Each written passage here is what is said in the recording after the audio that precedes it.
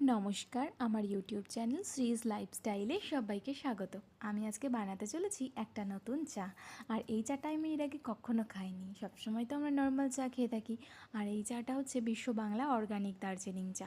আর এই চাটার দামও অনেকটাই নিয়েছে, কিন্তু সেই হিসাবে চাটা আমি একদমই বানাতে পারছিলাম না। মানে এত চা দিয়েছি, কৌটোর অর্ধেকটা চা প্রায় শেষ হয়ে গেছে।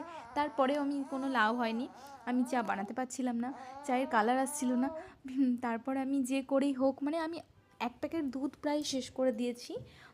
তবুও চাটা হয়নি। 2 কাপ চা আমাকে যে করেই হোক বানাতে হতো, কারণ আমি আর আমার হাজব্যান্ড খাবো। তবুও যদি কালার আসতো তাও হতো, কিন্তু কালারই আসছিল না। শেষমেশ চিনিটাকে ক্যারামেল করে আবার চাটা, আবার ওই রেডি চাটাকে আবার দিয়ে একটু কালার করেছিলাম।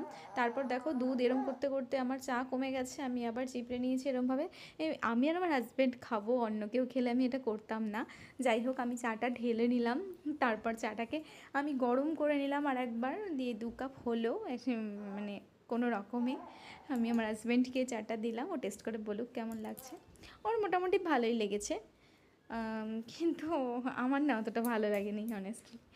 হয়তো এটাই চাটা এইভাবে বানাতে হয় না, অন্যভাবে বানাতে হয়। নেক্সট টাইম আমি আবার ট্রাই করব ভালো করে শিখে। বাই।